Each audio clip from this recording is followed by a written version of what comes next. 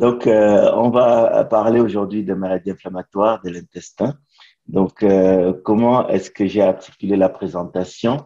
Donc, j'ai prévu parler déjà un peu d'épidémiologie, de facteurs de risque, parler des signes cliniques et des signes de diagnostic. C'est toujours difficile quand on ne sait pas trop le profil de l'audience, jusqu'à quel niveau de profondeur on doit aller. Mais je me suis dit, on va peut-être parler des choses basiques pour certains, mais pour d'autres, des choses qui sont peut-être nouvelles. Mais globalement, on va voir aussi les traitements. Là aussi, c'est un domaine très mouvant qui évolue beaucoup depuis les dernières années.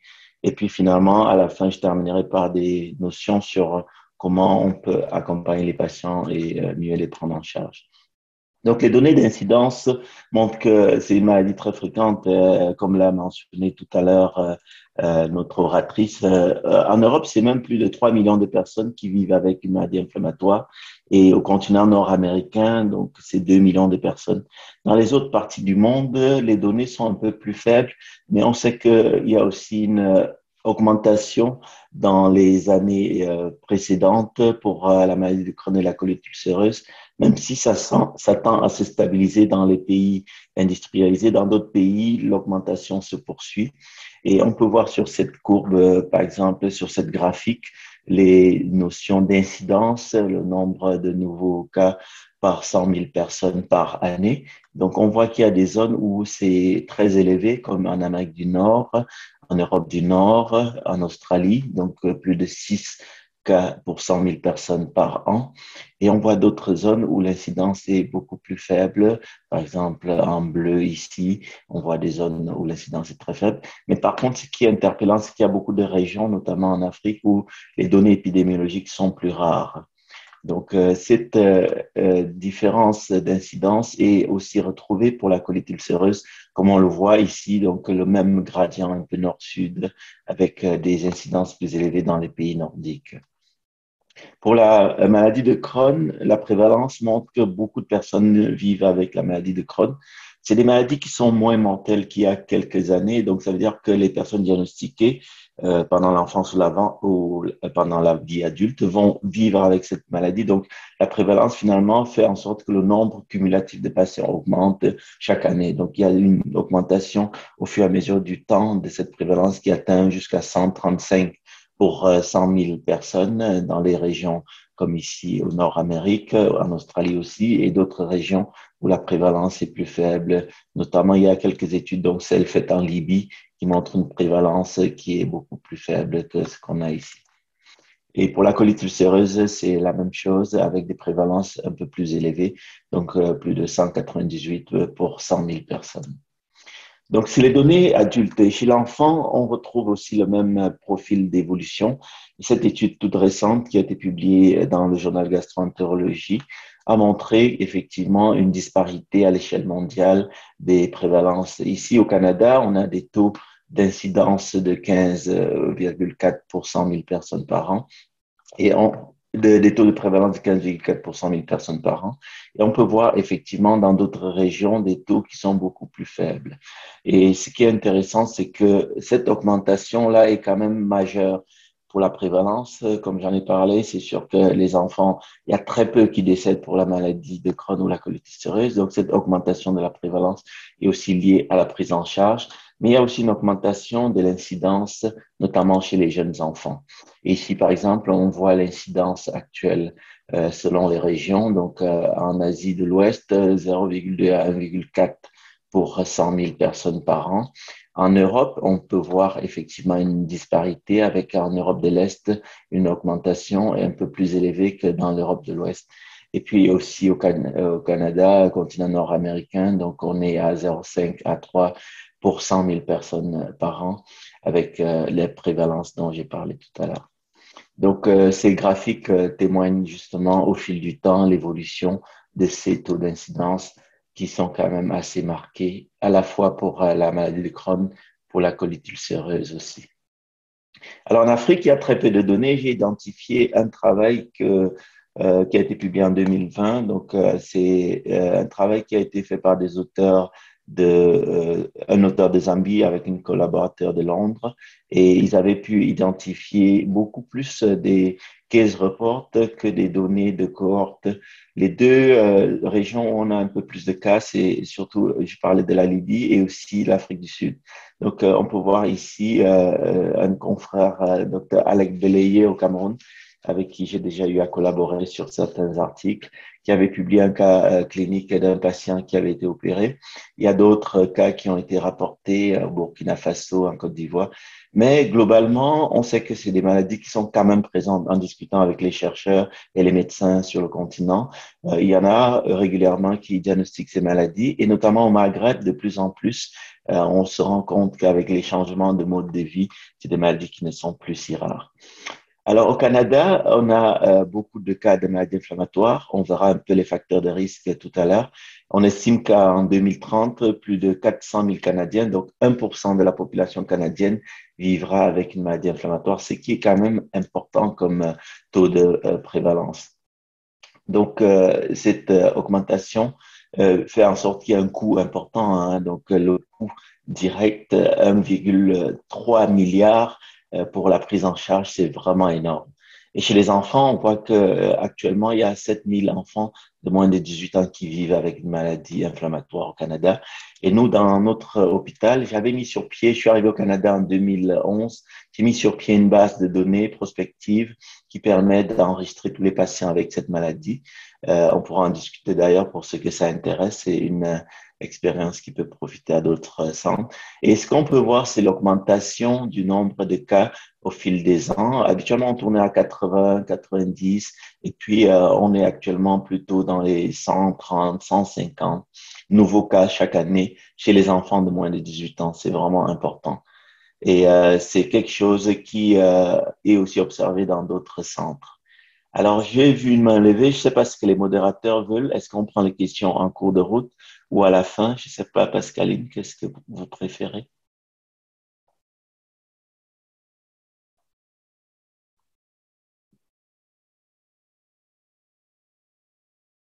On Bon, va les prendre à la fin, professeur. à la fin. Parfait. Super. Donc, ici, cette augmentation et aussi le fait qu'il y a ces gradients nord-sud à l'échelle mondiale fait poser la question de facteurs de risque. On sait que la génétique, c'est quelque chose d'important. Dans les études, on sait que la physiopathologie des maladies inflammatoires fait intervenir la génétique. Mais il n'y a pas que ça. Il y a aussi des facteurs qui vont intervenir sur l'épithélium intestinal. Il y a des facteurs qui vont intervenir sur le microbiote intestinal, l'ensemble de ces bactéries dans notre intestin. Ensuite, il y a les facteurs externes à l'individu, les facteurs environnementaux. Et puis finalement, tous ces facteurs vont agir en cascade ou en synergie pour faire un débalancement immunitaire qui est à l'origine de ce qu'on voit sur la diapo, toutes ces ulcères et toutes les lésions. Alors, sur ce qui est des gènes, maintenant, on sait à présent que ça ne représente que 8 à 13 de la variance de la maladie. Donc, ça n'explique pas tout. Il y a autre chose. Dans la maladie de Crohn, c'est 8 à 13 dans la colite ulcéreuse, 4 à 7 Donc, il y en a plusieurs qui ont été identifiés, plus de 240 gènes. C'est des gènes qui peuvent jouer sur la reconnaissance au niveau de l'hôte des microbes, sur les processus d'autophagie. Certains gènes vont jouer sur la régulation de la barrière de l'épithélium ou sur la régulation de l'immunité. Donc, il y a des études qui ont été faites, par exemple, sur les jumeaux, qui montrent que la concordance, même chez les vrais jumeaux, n'est que de 50%. Et donc, il y a vraiment autre chose qui est présent. Donc, l'épithélium, c'est un enjeu majeur, c'est un facteur majeur dans cette maladie. Donc, au niveau de la muqueuse intestinale, donc il y a une couche unique de cellules qui sont reliées par des jonctions serrées et entre lesquelles s'intercalent des cellules immunitaires. Donc, cet épithélium agit essentiellement pour l'absorption des nutriments, mais c'est aussi une barrière physique contre le contenu de la lumière intestinale pour éviter que les bactéries traversent pour venir dans le système vasculaire, par exemple. Et donc, il y a une interaction entre ces bactéries, entre le microbiote et le système immunitaire, et aussi finalement certaines cellules qui jouent des rôles importants, comme les cellules de Goblet, qui vont produire le mucus et les peptides antimicrobiens. Donc ici, on voit représenter les différentes cascades entre, d'une part, le milieu intestinal et d'autre part, le milieu sanguin, avec toutes ces cascades inflammatoires et c'est sur ces cascades qu'on va agir les traitements dont on parlera tout à l'heure. Ensuite, le microbiome, on sait maintenant que c'est un monde à part entière. On parle d'ailleurs dans le contexte de ces microbiomes et des liens avec l'intestin, le système nerveux. On parle de l'axe intestin-cerveau. Et on sait que le microbiote a beaucoup de cellules qui sont des bactéries plus nombreuses que les cellules humaines. Donc, un poids qui est quand même assez important. Et ce qui est important aussi à noter, c'est que ces microbiotes varient d'un individu à l'autre et les bactéries qu'on retrouve vont être différentes au fur et à mesure qu'on progresse dans le tube digestif. Donc, par exemple, dans l'estomac, il y en a très peu, à peu près 10 puissance 2 duodénum. Et lorsqu'on arrive au niveau du côlon, on voit que ça va jusqu'à 10 puissance 11, 10 puissance 12. C'est un milieu qui est fragile, qui est sensible à différents facteurs. Et les facteurs qui vont modifier ces microbiotes, ça peut être déjà des facteurs dès la naissance.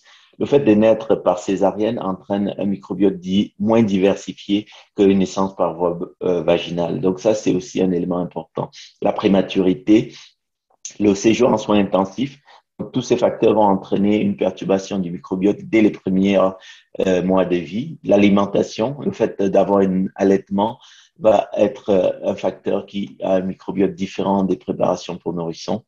Et l'exposition aux antibiotiques qui va perturber le microbiote pendant plusieurs semaines, plusieurs mois. Et après, le microbiote peut revenir au départ. C'est comme un élastique. Le microbiote est très résilient, mais il peut subir des secousses et des perturbations avec des impacts. D'autres facteurs vont effectivement jouer sur ce microbiote. Si on prend le microbiote des enfants canadiens, ça ne sera pas le même que les enfants de Namibie ou les enfants de Côte d'Ivoire. Si on regarde l'alimentation végétarienne, ça ne sera pas le même que les personnes qui sont omnivores. Si on regarde les activités physiques, le sommeil, l'histoire personnelle et sociale, tout ça, ça intervient sur le microbiote et aussi la prise des médicaments. Donc, ce microbiote va comporter des microbes qui vont produire des composants comme des acides gras à chaîne courte, qui est une source d'énergie essentielle pour la muqueuse épithéliale. Et donc, ces bactéries et leurs métabolites vont jouer un rôle dans le développement et le fonctionnement du système immunitaire. Et c'est vraiment un enjeu et un acteur majeur dans la cascade des maladies inflammatoires. Et on peut avoir une dysbiose par une perturbation, soit de la diversité, soit de la richesse, soit des deux. Donc, l'histoire familiale, c'est un élément important comme facteur de risque de maladies inflammatoires. Près de 12% des cas qu'on observe ont un antécédent dans la famille. Donc, on regarde, par exemple, pour la maladie de Crohn ou la colite ulcéreuse. Et effectivement, on peut voir sur ce graphique, lorsqu'on est un vrai jumeau, on a un risque de à peu près 50% que l'autre jumeau a la même maladie. Si on a plus que deux personnes qui sont apparentées, on voit que le risque va jusqu'à 10-15%. Si on a un seul proche, on a un risque autour de 10%, etc. Donc, le risque de développer la maladie de Crohn dépend beaucoup des antécédents familiaux, mais ça n'explique pas tout. Donc, on va voir les autres facteurs de risque. En premier lieu, les facteurs périnataux. Donc là, c'est quelque chose qui a été étudié dans différentes cohortes. Et on sait par exemple que le tabac maternel pendant la grossesse va interagir sur le développement de maladies inflammatoires chez les enfants. Donc, les études, lorsqu'on poule ensemble toutes les maladies inflammatoires, on voit que le risque est quand même augmenté. Donc, 1,49 le odds ratio. Donc, c'est 9 études qui ont été rapportées. Mais lorsqu'on regarde les analyses selon le type de maladie, on voit que les risques ne sont pas très significatifs, peut-être un peu pour la colite ulcéreuse. Par contre, la prise d'antibiotiques chez la maman pendant la grossesse est associée à un risque augmenté, surtout lorsque c'est administré au troisième trimestre. D'autres facteurs périnataux ont été étudiés comme les maladies maternelles pendant la grossesse, tout ce qui est éclampsie, hypertension gravidique, la césarienne, le poids de naissance, la prématurité, l'asphyxie périnatale. Il n'y a pas d'association. En particulier aussi les vaccins comme le RER qui ont été administrés pendant les premières années de vie ne montrent pas d'association. Par contre, les otites chez les enfants sont associés à un risque un peu plus élevé de développer une maladie inflammatoire, surtout de maladies de Crohn. Donc ça, c'est les premières années de vie, c'est des périodes qui sont effectivement liées aussi à l'installation du microbiome et donc l'administration d'antibiotiques va augmenter le risque, être associé à une augmentation du risque, des infections, et puis le niveau socio-économique aussi. Donc, on voit ici que plus le niveau socio-économique est élevé, plus le risque de développer une maladie inflammatoire est augmenté. Alors, qu'est-ce qu'il en est de l'allaitement maternel? Là aussi, il y a un florilège d'études qui a été publié et dans des méta-analyses qui ont été réalisées, on voit qu'il y a un effet protecteur pour les maladies inflammatoires, pour la colite ulcéreuse, pour la maladie de Crohn. Donc, l'effet protecteur est aussi dépendant un petit peu de l'ethnie. On peut voir que chez les Asiatiques, l'effet est plus important que chez les Caucasiens.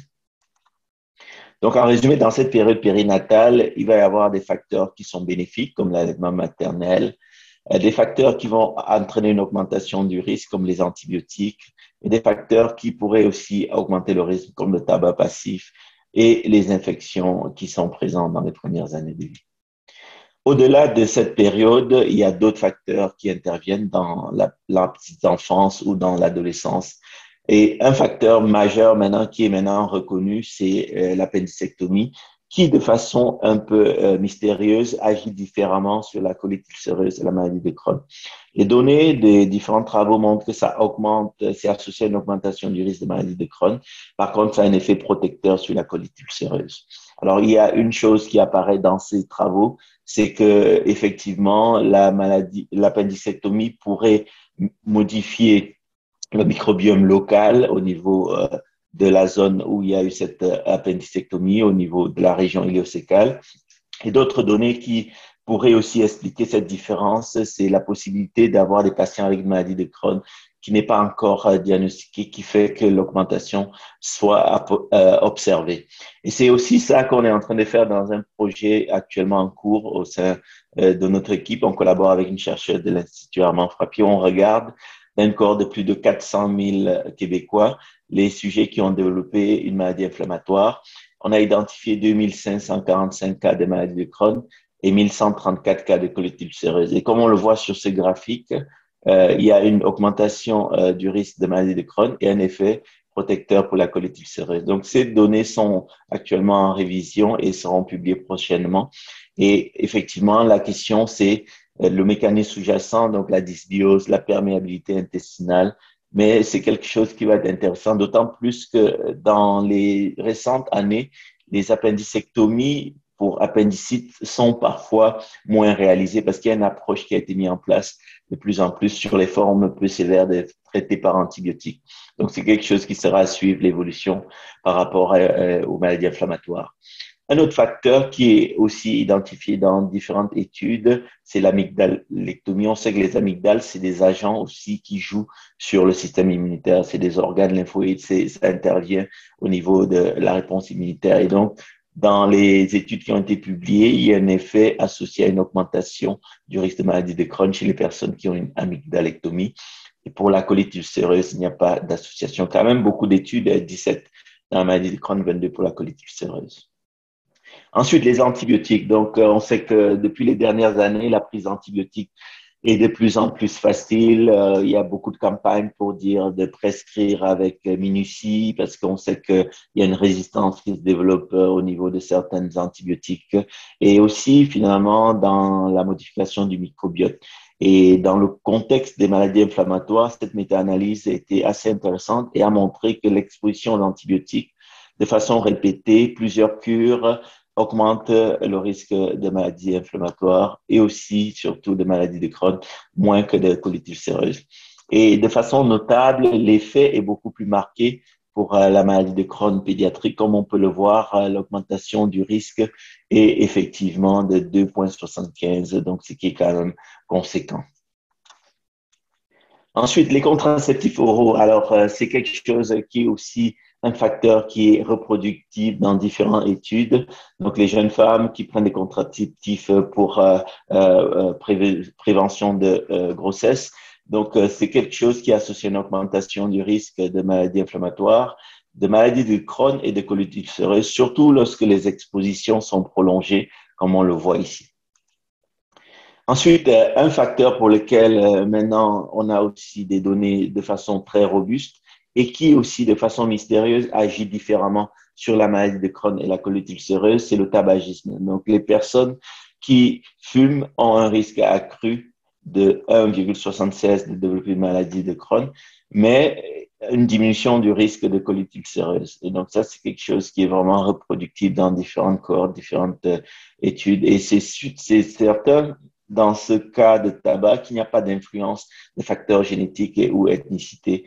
Et ce qui est aussi important, et les données restent encore à confirmer, c'est l'association entre le tabac passif pendant l'enfance ou le tabac prénatal et la maladie de Crohn ou la colite ulcéreuse. Mais pour le tabac actif pendant l'enfance, pendant l'adolescence ou chez l'adulte, c'est vraiment un facteur modifiable sur lequel les campagnes de prévention devraient beaucoup insister. Et puis finalement, l'activité physique, on sait que c'est quelque chose déjà qui est bien pour la santé globale. On sait aussi que les humains ne font pas assez d'activité physique. Et dans le contexte des maladies inflammatoires, il y a beaucoup d'études qui ont été faites pour essayer de voir si l'activité physique pourrait être associée à un risque de maladie de Crohn ou de colite ulcéreuse. On voit qu'il y a une diminution du risque de maladie de Crohn chez les sujets très actifs, mais pas de différence notable pour la colite ulcéreuse.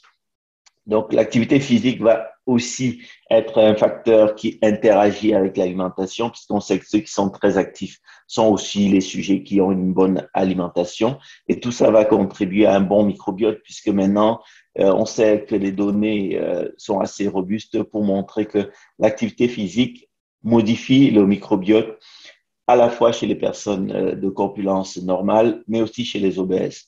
Donc, ces données sont assez robustes.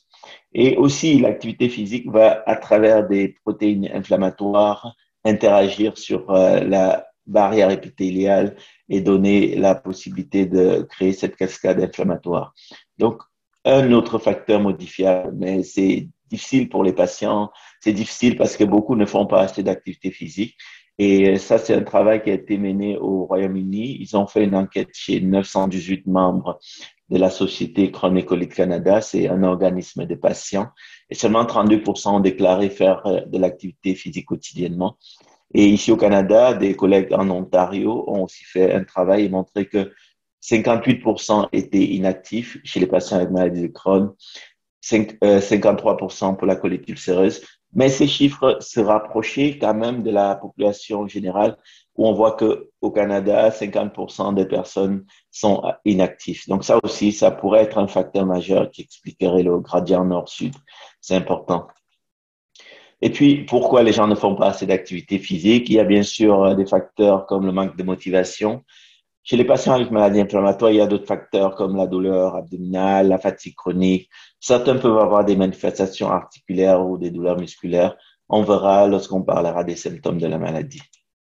Au CHU Sainte-Justine, on a fait un travail chez les enfants pour essayer de comprendre aussi quel est le niveau d'activité physique. Est-ce que ça intervient aussi dans l'augmentation de cette maladie chez les enfants qu'on observe ces dernières années? Donc, on a fait un projet prospectif qui est comporté 4 étapes. Donc, les patients étaient interrogés à différents moments avec une évaluation clinique, des questionnaires sur leur activité de vie, activité de la maladie inflammatoire, les questionnaires sur l'activité physique et la qualité de vie. Donc, au total, on a 261 enfants qui ont été inclus. Donc, c'était des patients qui avaient colite ulcéreuse, maladie de Crohn ou colite inclassée. Donc, ils avaient des questionnaires qui étaient remplis à ces différents temps. Et ce qu'on peut voir, c'est que déjà, peu connaissent ce qui est recommandé par les lignes directrices. Il n'y a que 12% qui ont bien répondu à la question quelles sont les lignes directrices. Et lorsqu'on regarde maintenant combien en ont fait, on peut se rendre compte que même si beaucoup disent qu'ils ont fait de l'activité physique, il y a quand même peu qui font suffisamment d'activité physique pour être considérés comme étant en lien avec les recommandations. Donc, ici, ma diapo a reculé. Voilà. Donc, il n'y a que 30% qui, leur niveau d'activité physique rejoint les lignes directrices canadiennes. Et c'est vraiment une zone importante pour la sensibilisation, pour l'information. Et on connaît le rôle que joue l'avancement du niveau socio-économique dans la sédentarité. Ensuite, quels autres facteurs de risque pour développer les maladies inflammatoires? La notion de stress est quelque chose qui ressort souvent. On est stressé, on a mal au ventre. Le ventre, c'est le deuxième cerveau. L'axe intestin-cerveau. Est-ce que c'est les personnes très stressées dans les pays comme au Canada, aux États-Unis, en Europe, qui ont ces maladies? Donc, beaucoup de travaux ont été faits sur ça. Donc, le stress, le sommeil, anxiété, dépression. Et on sait que la dépression et le stress, par exemple, vont inhiber le nerf vague. Il y a une production importante des cytokines inflammatoires, une modification du microbiote intestinal, une augmentation de la perméabilité intestinale. Et les travaux qui ont été réalisés, notamment dans la cohorte qu'on appelle la Nurse Health Study, c'est une cohorte que vous connaissez probablement, qui inclut des centaines de milliers de femmes nord-américaines. Ce sont des infirmières qui ont été suivies depuis plusieurs années, plusieurs dizaines d'années, et qui répondent à des questionnaires de façon prospective. Et dans ce travail, les auteurs ont montré que la présence des symptômes dépressifs 4 ans avant le diagnostic était associée à une augmentation du risque de développer plus tard une maladie de Crohn, une colite ulcéreuse. Donc ça, c'est quelque chose qui, par contre, n'est pas reproduit dans une autre étude où, cette fois-ci, les auteurs ont regardé la survenue d'un facteur stressant majeur. Il n'y a rien de plus stressant que de perdre un enfant pour une maman. Donc, dans cette étude, ils ont inclus des parents qui ont perdu un enfant et ils ont comparé le développement de la maladie inflammatoire par rapport à des contrôles. Et c'était quand même une vaste cohorte qui a réussi à identifier au fil de 16 ans de suivi 300 cas de maladie de Crohn, 766 cas de colite ulcéreuse. Et dans cette étude, ils ne voient pas de différence de risque de développer une maladie inflammatoire, que ce soit une maladie de Crohn ou une colite ulcéreuse. Ensuite, un autre facteur, l'alimentation. Donc, c'est un facteur majeur puisqu'il est directement en interaction avec le microbiome, avec l'épithélium. Et cette alimentation-là a plusieurs hypothèses pour la maladie inflammatoire. On sait que l'augmentation de la perméabilité intestinale, la perturbation du microbiome intestinal, la perturbation du mucus protecteur. Et aussi, il y a beaucoup de données qui montrent notamment sur certains traitements nutritionnels qui peuvent mettre en rémission la maladie inflammatoire, des régimes d'exclusion qui peuvent apporter un bénéfice. Donc, c'est pour cette raison que l'alimentation est vraiment une piste importante sur laquelle de nombreux travaux sont réalisés, qui reste quand même décevant parce que malgré tous ces travaux, il n'y a pas énormément de données qui montrent un bénéfice majeur, sauf ici, par exemple, on sait que la carence en vitamine D est associée dans beaucoup d'études à une augmentation du risque de maladie de Crohn, de colite ulcéreuse. L'excès d'apport en viande rouge est associé à une augmentation du risque de maladie inflammatoire, de colite ulcéreuse. Manger beaucoup de fruits et légumes, manger beaucoup de fibres a une action protectrice et ça, c'est quelque chose aussi à recommander dans les conseils alimentaires. Ensuite, la vitamine D. La vitamine D est quelque chose qui est naturellement présent au niveau de certains aliments. Et aussi, on sait que la vitamine D est produite par l'exposition du soleil sur la peau, qui va ensuite produire la forme active à travers le métabolisme, initialement au niveau de foie et ensuite au niveau des reins. Et beaucoup de données sont réalisées par rapport à le rôle que pourrait jouer la vitamine D dans la maladie inflammatoire. Donc, j'avais, avec des collègues, lorsqu'on était en France, contribué à ce travail où on avait regardé au sein des bases de données administratives quelle serait la distribution géographique de la maladie inflammatoire à l'échelle de la France. Et on avait pu montrer un gradient nord-sud avec ici au nord les régions les plus exposées au soleil et au sud les régions les moins exposées. Donc, on avait pu démontrer qu'il y avait effectivement un impact de l'exposition au soleil. Donc, c'est une étude écologique qui ne parle pas ici de causalité, mais qui montre quand même qu'il y a quelque chose qui se passe. Et par la suite, j'ai, dans le cadre de mon travail de test, fait une autre étude qui a pu, dans une cohorte de presque 100 000 femmes de la Mutuelle générale de l'éducation nationale, on a regardé au fil du temps, elles ont été suivies pendant plusieurs années, on a vu le développement des maladies inflammatoires et on a pu voir que les sujets qui vivaient dans des régions les moins exposées avaient un risque moindre de développer une maladie de Crohn, un risque quasiment diminué de moitié. Et c'est quelque chose qui aussi est reproduit dans d'autres études nord-américaines. Donc, plusieurs pistes pour expliquer quelles seraient les causes de cette augmentation de maladies inflammatoires, quelles seraient les causes du gradient nord-sud, pourquoi c'est présent dans certains pays, pas d'autres. mais encore quelques zones d'ombre. On a actuellement un projet qui est en cours où on veut comprendre à quel moment ces différents facteurs agissent et comment ils interagissent entre eux et est-ce qu'il y a une synergie, est-ce qu'il y a un effet cumulatif. Donc, c'est des résultats qui seront à venir dans quelques mois ou années à venir. Maintenant, on va passer aux signes cliniques et au diagnostic. Donc, c'est quelque chose qui vous connaissez probablement bien. Donc, dans les maladies inflammatoires, on parle de symptômes digestifs. Donc, la douleur abdominale, c'est un signe très fréquent chez les patients. C'est des patients qui vont avoir mal au niveau de différentes parties. La douleur peut être due aux ulcères, ça peut être dû aux occlusions qui peuvent s'observer, notamment dans le cas de la maladie de Crohn. La diarrhée, c'est un signe très fréquent aussi, qui peut être une diarrhée liquide ou une augmentation de la fréquence des selles sans être liquide. Mais on peut aussi, en plus de cette diarrhée, observer des rectorragies. C'est pas obligatoire d'avoir du sang dans les selles. La perte de poids souvent est observée chez les patients qui peuvent perdre le dernier ado qu'on a reçu la semaine passée, c'est un adolescent de 15 ans. Il était arrivé, il avait perdu quasiment 10 kilos en 3 mois. Donc, c'est quelque chose qui peut être majeur chez les patients.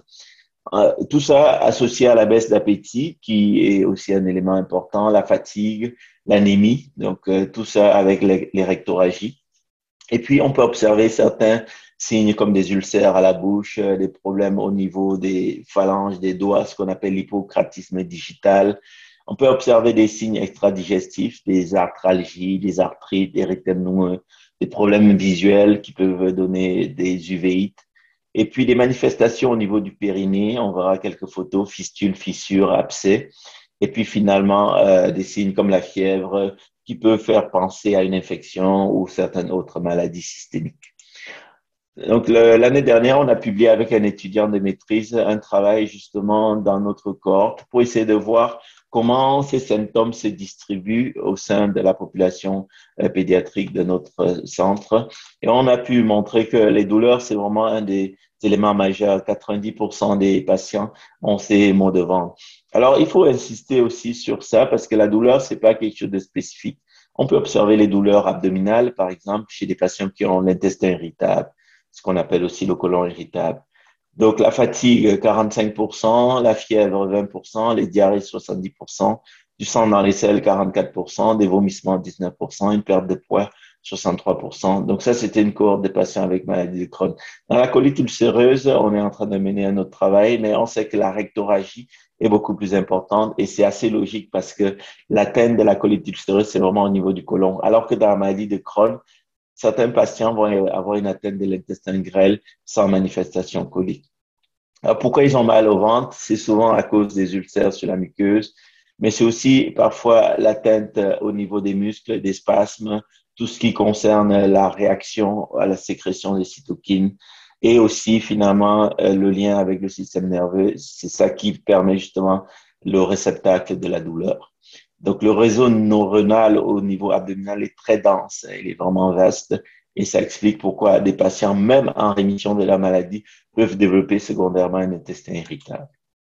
Donc, pour la diarrhée, effectivement, les ulcérations de la muqueuse vont entraîner un défaut d'absorption des nutriments, donc une malabsorption, une perte de poids, une fatigue, une baisse d'appétit. Les patients, lorsqu'ils n'ont pas trop d'appétit, vont manger certains aliments beaucoup plus d'hydrates de carbone et donc ça peut aussi contribuer à la diarrhée, comme par exemple l'intolérance au lactose secondaire qu'on peut observer dans cette maladie qui va majorer les symptômes. Et ici, je vous ai mis une photo de manifestation périnéale chez les patients avec maladie de Crohn. On peut voir ici des fissures qui peuvent aussi être associées à des fistules, des abcès ou des marisques. Comme ici, on a une fistule ici. Et puis, parfois, on peut voir des abcès qui se forment ici. Ça, c'est un abcès qui a été déjà drainé. Donc, les signes cliniques peuvent être multiples. Dans l'étude dont j'ai parlé, certains patients avaient jusqu'à 3, 4 signes cliniques. Certains autres avaient un seul symptôme. Mais c'est vraiment pas uniquement sur la clinique qu'on peut poser le diagnostic de maladie inflammatoire. Il faut aller au-delà, il faut faire d'autres examens. Et les autres examens, il y en a plusieurs. La plupart du temps, on va commencer par un test sanguin pour voir plusieurs marqueurs. Ensuite, on va enchaîner avec des analyses de selles, l'endoscopie et d'autres examens d'imagerie. Les tests sanguins qu'on peut faire, c'est regarder déjà s'il y a une inflammation avec la CRP, la protéine réactive, la formule sanguine qui permet de voir s'il y a de l'anémie, de voir s'il y a une leucocytose. L'albumine est un marqueur important avec la perte au niveau digestif. Les patients avec colite sévère peuvent se retrouver avec 14, 16 d'albumine. C'est vraiment un marqueur intéressant. Et puis souvent, sur la prise de sang, on va aussi regarder des marqueurs hépatiques comme les ALT, gamma-GT, parce que ça existe des associations entre les hépatites auto-immunes ou les cholangites sclérosantes et les maladies inflammatoires. On peut aussi, avec la créatinine, voir s'il y a le bon fonctionnement rénal, parce que c'est des patients qui vont aussi avoir, pour certains, des traitements comme les 5-ASA qui peuvent jouer sur les reins. Ensuite, les analyses de sel vont viser à rechercher des bactéries, des parasites. Ça, c'est important parce que dans le diagnostic différentiel, on peut avoir une toxi-infection alimentaire, on peut avoir des infections bactériennes, on peut avoir par exemple du Yersinia qui donne une atteinte au niveau des iléons. On peut avoir des parasites. Et donc, tout ça, c'est des choses qui doivent être faites. Et aussi, il y a un marqueur qui est super intéressant qu'on appelle la calprotectine fécale. Et ça, c'est un marqueur qui, depuis quelques années, permet de mieux comprendre et de mieux distinguer les patients avec intestin irritable de maladies inflammatoires. C'est quoi la calprotectine? C'est une protéine qui est produite des neutrophiles. Et ça a un effet antibactérien et ça a un rôle dans la réponse immunitaire. Donc, cette calprotectine ne devrait pas être abondante dans la muqueuse intestinale. Donc, lorsqu'on fait le prélèvement sur un échantillon des selles et que le dosage est très élevé, ça veut dire qu'il y a à ce moment-là une importance abondante de leucocytes au niveau de la muqueuse intestinale. Et ça pourrait être dû à deux choses, soit à une infection, par exemple une gastroentérite, une salmonellose, une bactérie, une infection à Clostridium difficile, soit à une maladie inflammatoire. Donc, la calprotectine est effectivement très intéressant, mais ça ne permet pas de distinguer une infection d'une inflammation, mais ça peut dire qu'il y a quelque chose qui se passe. C'est quand même assez stable à température ambiante pendant plusieurs jours et ensuite l'analyse au laboratoire. Souvent, c'est une méthode ELISA qui est utilisée, mais de plus en plus, il y a des techniques, des technologies qui permettent d'avoir un résultat rapide en 2, 3 heures avec un kit qui peut même se faire à domicile. Les patients ont ce kit-là et permettent de surveiller. C'est assez intéressant, c'est quand même une bonne sensibilité, comme vous le voyez pour le diagnostic de maladies inflammatoires, même si la spécificité n'est pas excellente, 68% seulement, en raison justement de ces faux positifs, notamment tout ce qui concerne les infections. Donc, c'est des tests qui doivent apporter une orientation, mais le gold standard, c'est vraiment la coloscopie. On peut faire les tests pour orienter le patient, mais la coloscopie est l'élément clé pour le diagnostic. Donc ici à gauche, on voit ce qu'on appelle les ulcères en carte de géographie, hein, comme vous voyez ici. Et là, on pourrait dire que c'est l'Australie comme ça. Et à droite, c'est l'aspect d'une muqueuse normale avec les beaux vaisseaux en arborisation en feuilles de fougère. Et ça, c'est quelque chose qui permet, en observant déjà à l'œil nu, donner quelques indices pour la maladie de Crohn ou la colite ulcéreuse. Dans la maladie de Crohn, les lésions peuvent être discontinues, alors que dans la colite ulcéreuse, les lésions sont toujours continues. Dans la maladie de Crohn, les lésions peuvent toucher différents segments de l'intestin, alors que dans la colite ulcéreuse ou la RCH, c'est uniquement dans le côlon. Dans la maladie de Crohn, on peut avoir des lésions qui se trouvent à tout endroit, alors que dans la rectocolite, ça commence toujours avec une atteinte du rectum. On ne peut pas avoir des lésions suspendues. Donc, ça, c'est des aspects qu'on voit. Et c'est important aussi, lorsqu'on fait la coloscopie, d'aller jusqu'à l'iléon pour permettre justement de voir ces atteintes des l'iléon terminal. Et pour la petite histoire, hein, donc, lorsque monsieur Dr Crohn publiait ses travaux à l'époque, d'ailleurs, d'où ça porte son nom, il parlait d'iléite terminal ou iléite régionale parce que l'atteinte iléale est quand même présente chez près de 30% des patients, ce qu'on appelle une atteinte iléale isolée. Ici, on voit la valvule iléocécale avec cette petite inflammation locale. Donc, c'est important d'avoir une coloscopie totale et aussi de faire une gastroscopie parce que beaucoup de patients, par exemple, vont avoir une atteinte haute chez des patients qui ont une atteinte uniquement de l'œsophage, d'autres de l'estomac. Et c'est important de faire les deux examens pour permettre de poser le bon diagnostic. Et on ne s'arrête pas là, on va aller plus loin. on a la possibilité de faire des examens radiologiques. L'échographie, c'est intéressant, ça peut permettre de faire un petit screening au début, mais c'est surtout la résonance ou le scanner qui sont utiles. On peut voir ici sur cette image l'aspect d'un intestin que vous voyez ici, avec surtout cet épaississement, vous voyez l'épaississement avec la paroi qui donne une lumière très étroite. Donc ça, c'est une atteinte de maladie inflammatoire qui peut même aller jusqu'à une sténose comme ici, avec une dilatation en amont. Ici, ça c'est une autre coupe avec l'atteinte inflammatoire très importante. Et puis finalement, l'avantage de la résonance, c'est aussi de permettre de faire une IRM du pelvis pour voir la recherche de trajets fistuleux, comme on le voit ici. Et ces fistules vont donner dans plusieurs cas des abcès qui peuvent ne pas être visualisés cliniquement. Et on a plusieurs patients chez qui c'est en faisant la résonance qu'on trouve des abcès. Et on sait maintenant que la prise en charge varie selon le fait de faire, d'avoir une manifestation périnéale ou pas. D'où l'importance dès le diagnostic de faire cette cartographie. Et ça prend des ressources. Alors, il y a des situations où, malgré tous ces examens, on n'arrive pas à comprendre, on n'a pas vraiment le diagnostic. Et c'est là où intervient la vidéocapsule. La vidéocapsule, c'est un examen qui est présent, utilisé depuis de nombreuses années et qui a vraiment aidé dans la prise en charge des manifestations de l'intestin grêle, notamment dans le cas de l'anémie occulte, on ne comprend pas bien d'où ça va, ou des personnes qui ont des polypes comme la maladie de Peutz-Jeghers, avec certains polypes intestinaux. Et cet examen n'est pas douloureux, il faut avaler la capsule. J'en avais un ici que je pourrais vous présenter. Et c'est un examen qui permet d'enregistrer tout l'intestin. Et ça, un super avantage, c'est que ça va permettre non seulement de voir s'il y a toutes ces lésions muqueuses, etc. Donc ça, c'est un exemple des vidéocapsules. Je ne sais pas si vous voyez. Donc c'est pas très gros, hein, c'est pas plus gros que une phalange, un bout de doigt. C'est vraiment pas très gros. Et chez les enfants, la difficulté, c'est de leur faire avaler ça. Et souvent, on va mettre ce filet et on va aller déposer à travers une gastroscopie.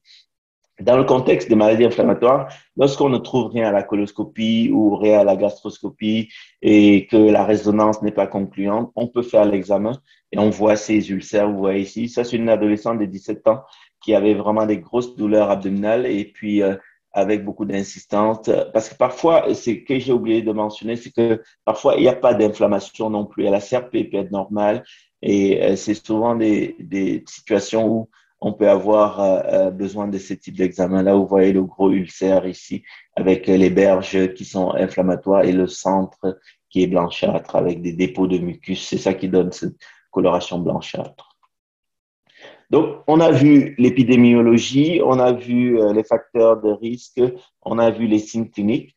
On va maintenant aborder la partie sur les traitements. Donc, les traitements, c'est effectivement quelque chose qui est important de savoir parce que ça a beaucoup évolué. Le panel de médicaments dont on dispose ces dernières années a beaucoup évolué. Historiquement, on n'avait que la cortisone et la chirurgie. Maintenant, on a plusieurs approches thérapeutiques, à tel point que j'ai même oublié de mettre la chirurgie à droite parce qu'on nous perd de moins en moins les patients. On a plusieurs lignes de traitement. Dans les années précédentes, on aurait présenté les choses sous une forme pyramidale, c'est-à-dire une escalade thérapeutique. Mais j'ai pris l'option de les présenter sous une forme horizontale parce que de plus en plus, on arrive actuellement à commencer les traitements, même les plus forts, dès le début, dès le diagnostic. Alors qu'avant, on allait commencer par le premier palier, deuxième palier, troisième palier.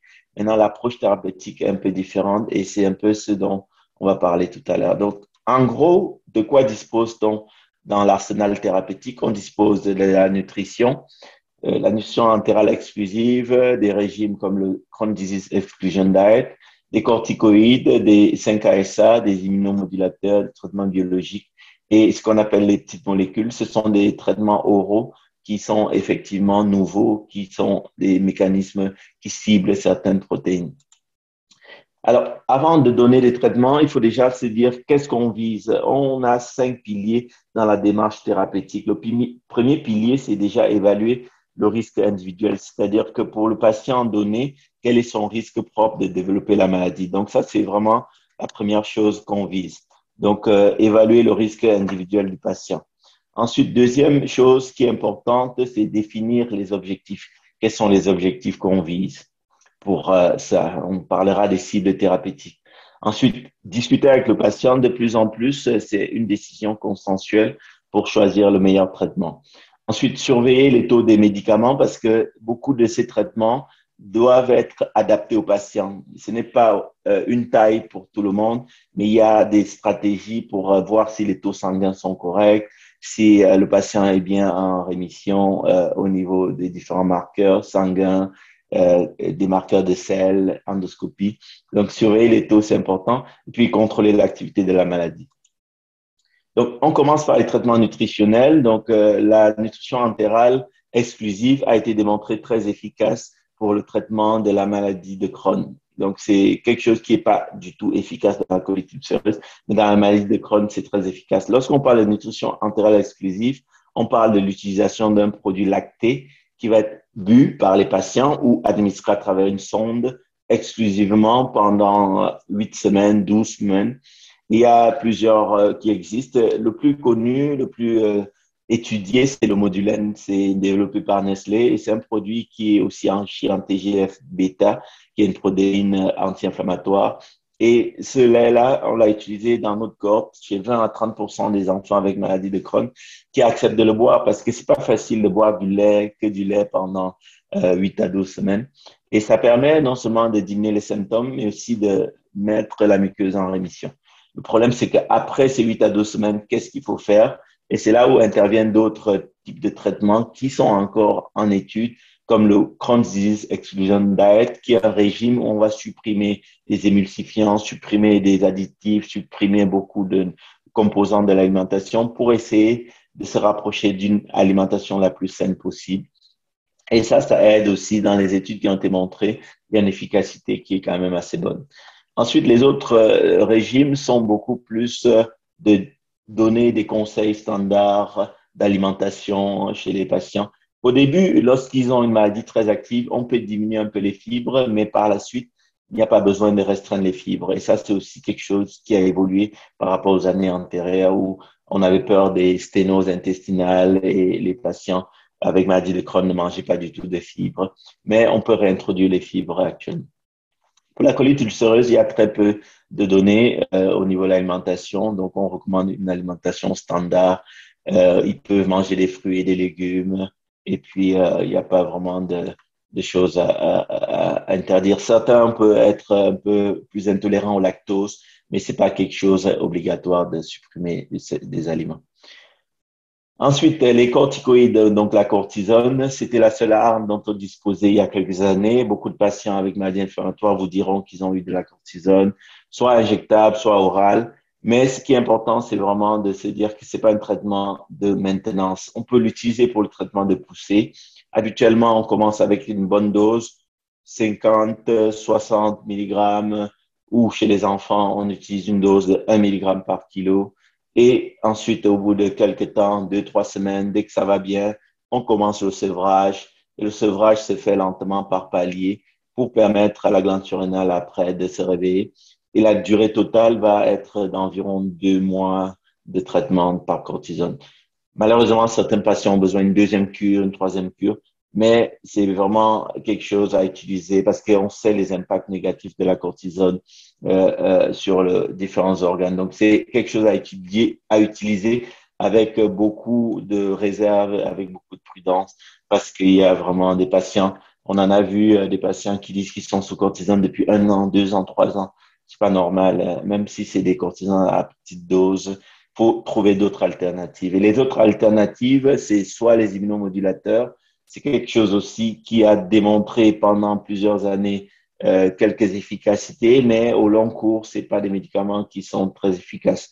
Donc les thiopurines, donc Imuran, Pyrinétol, azathiopryline, pyrinétol, c'est quelque chose qui est accessible, qui est pas très coûteux par rapport à d'autres médicaments, mais l'efficacité au long cours n'est pas majeure.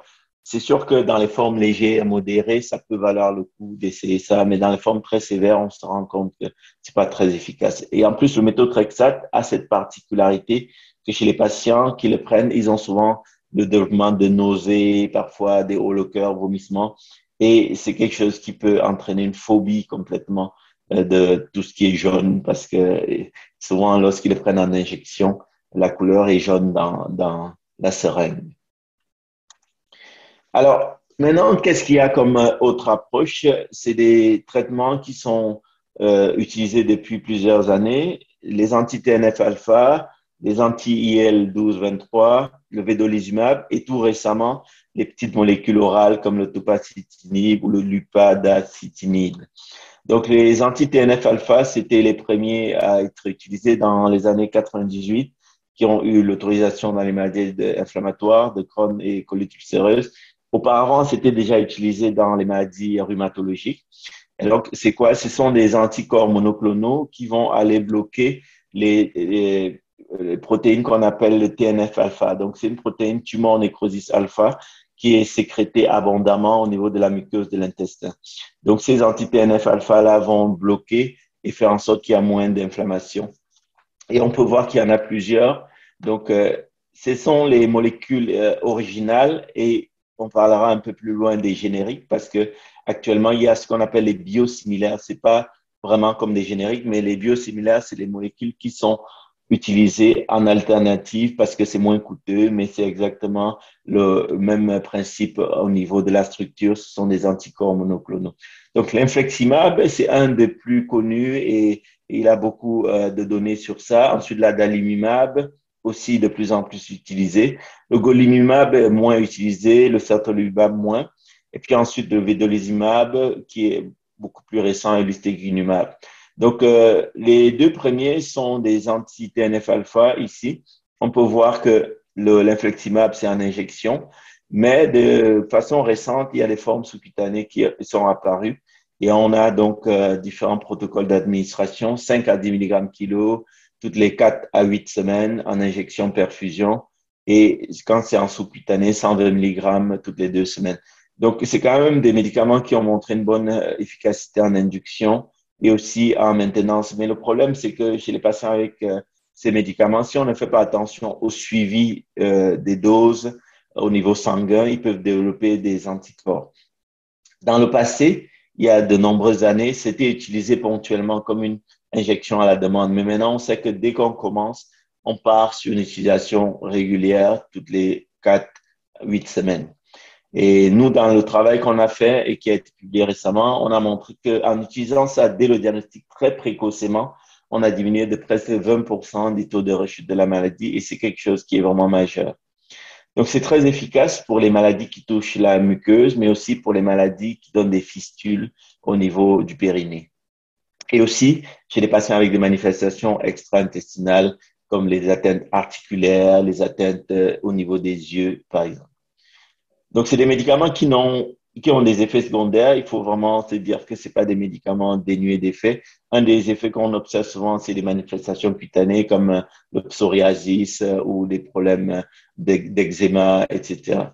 Donc, infliximab. Ensuite, adalimumab, lui, c'est assez avantageux puisque c'est des seringues injectables utilisées en sous-cutané. Et l'administration, c'est toutes les 2 semaines. Et c'est aussi efficace en induction et en maintenance. Il y a moins de réactions allergiques que l'infliximab parce que la structure moléculaire, c'est une molécule humanisée, alors que l'autre, c'est une molécule chimérique avec des protéines de souris. Donc, les autres molécules, le golimumab et certolizumab, sont moins utilisées. Par contre, le vedolizumab, qui a un mécanisme d'action différent, lui, c'est une molécule qui va bloquer la migration des globules blancs, des leucocytes au niveau de la muqueuse intestinale. Donc, ça bloque la diapédèse, cette migration. Et donc, c'est une alpha anti-intégrine. Donc, ça va justement empêcher cette migration et ces protéines, ces leucocytes ne vont pas intervenir dans la cascade dont on a parlé au début. Et c'est quelque chose qui est efficace beaucoup plus dans la colite ulcéreuse, même si des données montrent que dans la maladie de Crohn, il y a une certaine efficacité. C'est à la fois en induction et en maintenance. Et ce qu'on observe, donc, c'est des molécules injectables, mais tout récemment, il y a une forme sous-cutanée qui est aussi disponible. Là aussi, c'est toutes les 2 semaines. Puis le dernier, l'ustekinumab, qui est une molécule qui va bloquer, qui va se fixer sur IL-12, IL-23. Donc, le ustekinumab va venir se fixer sur les récepteurs P40, la sous-unité P40, et va empêcher donc la transmission de l'information au niveau immunologique. Et ces molécules vont être efficaces pour la maladie de Crohn surtout. Il y a des données sur la colite ulcéreuse, mais actuellement, c'est beaucoup plus robuste sur la maladie de Crohn. C'est très efficace en induction et en maintenance. Et il y a un profil de sécurité qui est quand même assez bon pour cette molécule. Alors, il y en a beaucoup, comme on le voit. La question maintenant, c'est est-ce que l'une est meilleure que l'autre? Parce qu'on veut toujours offrir aux patients ce qu'il y a de mieux, en tout cas pour permettre d'éviter les complications. Et ce qu'on peut voir dans ce travail tout récent, ça a été publié cette année dans la revue Lancet Gastro-Entérologie et Pathologie. Ils ont fait une network meta-analysis qui permet de comparer les différentes molécules entre elles, mais de façon indirecte, puisqu'il n'y a pas beaucoup d'études, ce qu'on appelle head-to-head, c'est-à-dire des études qui comparent deux molécules l'une avec l'autre. Comme vous le voyez, il n'y a que cette comparaison etrolizumab et adalimumab, mais il n'y a pas d'études qui se comparent entre elles. La plupart se comparent au placebo, infliximab placebo, etrolizumab placebo, adalimumab placebo, golimumab, ustekinumab, toutes ces molécules. Et ce qu'on voit ici sur ce tableau, c'est les comparaisons entre les différentes molécules. Alors, comment on va les lire le tableau? On va prendre, par exemple, la molécule ici, donc l'upadacitinib, qui est une petite molécule qui va bloquer les récepteurs JAK au niveau de la muqueuse intestinale. Ici, on peut voir que cette molécule, par rapport au placebo, a une action importante sur la réponse endoscopique. Donc, le risque de réponse est de 8. Donc, le risque relatif est de 8 pour comparaison au placebo. Donc, 8 fois plus efficace que le placebo. Alors que ici, pour la rémission clinique, c'est de 9 fois et demi. Donc, pour chaque molécule, de façon indirecte, on peut voir laquelle est la plus supérieure. Donc, c'est quelque chose qui est super intéressant parce que ça permet de guider le choix thérapeutique. Là, ici, on parle de l'efficacité clinique et endoscopique. Et si on regarde les effets secondaires, on voit effectivement au niveau des effets secondaires que certains ont des effets assez importants, notamment en comparaison au placebo. Donc là aussi, on compare la ligne ici avec le placebo. On peut voir qu'ici, 1,23 par rapport au placebo. Et puis, le vedolizumab, si on compare avec le golimumab, par exemple, il n'y a pas de différence. Et si on compare le vedolizumab par rapport au placebo, donc il y a moins d'effets. Donc, dans ces études, ils considéraient tous les effets secondaires, même l'évolution, l'activité de la maladie. Donc, ça, c'est quelque chose qui a été publié pour la colite ulcéreuse, pour la maladie de Crohn aussi. Et on voit que dans la maladie de Crohn, là aussi, il y a des comparaisons pour des traitements des patients bio-naïfs, c'est-à-dire qui n'ont jamais reçu ces traitements biologiques, donc qui sont comparés au placebo. Donc, il y a une seule étude qui a comparé l'adalimumab avec adalimumab et azathioprine, une autre qui a comparé infliximab avec infliximab et azathioprine. Et le panel B, c'est chez les patients déjà exposés au traitement biologique. Donc, ils ont déjà reçu, par exemple, l'infliximab. À ce moment-là, on va leur proposer une nouvelle molécule, adalimumab, vedolizumab, ustekinumab ou risankizumab contre le placebo. Et puis, dans le troisième panel, c'est pour la maintenance. Donc, ça, c'est l'induction. C'est les panels A et B. Le C, c'est la maintenance. Et ce qu'on voit ici, pour l'induction de la réponse clinique, l'infliximab pour la maladie de Crohn a une action bénéfique, donc qui permet de maintenir la réponse clinique. Donc ici, on peut voir que par rapport au placebo, donc 22, donc le risque d'efficacité de 22 par rapport au placebo. Pour l'ajout de thiopurine, c'est là où il y a la meilleure efficacité, 39,5, donc il y a un risque majeur par rapport au placebo. Et pour la rémission, c'est la même chose, on lit le panel à l'envers. Donc, c'est quelque chose qui est intéressant que vous pourrez consulter par la suite. Et ça, c'est quelque chose qui est aussi efficace pour les patients déjà exposés aux biologiques. On peut voir que l'ustekinumab, c'est comme une deuxième arme qui va à cette fois-ci avoir un effet double par rapport au placebo. l'adalimumab aussi mieux que le placebo et le vedolizumab. Donc, finalement, on a beaucoup d'alternatives pour les patients, pour l'induction et aussi pour le maintien de la rémission, comme on le voit ici. Donc, si on compare l'infliximab par rapport au placebo, pour le maintien de la rémission, c'est presque 3 fois plus efficace. L'infliximab éthiopurine, 4,37 fois plus efficace. L'adalimumab, 3,4, etc. Donc, chacune des molécules est supérieure au placebo, comme on le voit ici. Alors, par contre, des effets secondaires sont présents et dans ces effets secondaires, souvent, on peut l'avoir surtout dans les études, ils considéraient l'évolution de la maladie comme un effet secondaire. Et d'où ici la protection lorsqu'on administre infliximab et thiopurine. Mais si on prend uniquement les effets secondaires sévères, on voit effectivement que l'infliximab apporte beaucoup d'effets secondaires par rapport à l'infliximab et thiopurine.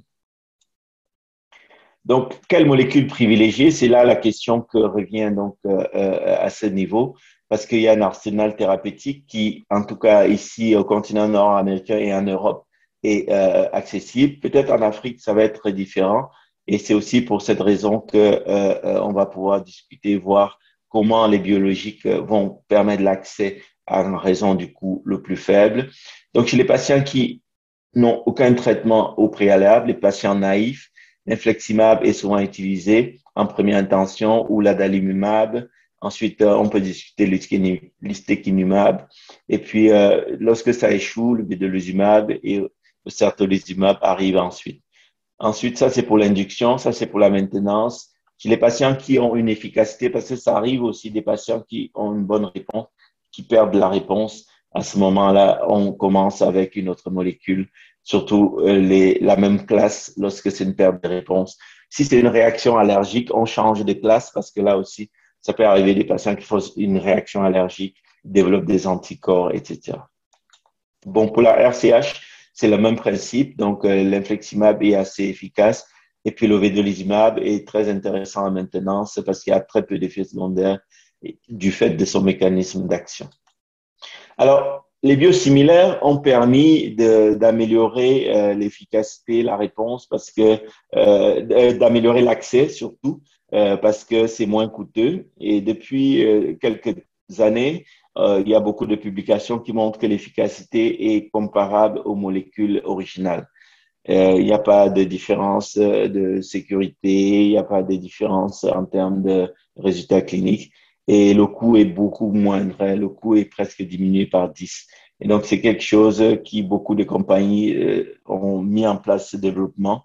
Et ça va aider à donner accès au traitement parce que ce qu'on vise vraiment, lorsqu'on prend en charge les patients, c'est d'atteindre différentes cibles thérapeutiques. Et ces cibles, il y en a plusieurs. Donc, la cible clinique, c'est déjà soulager les patients qui n'est pas mal au ventre.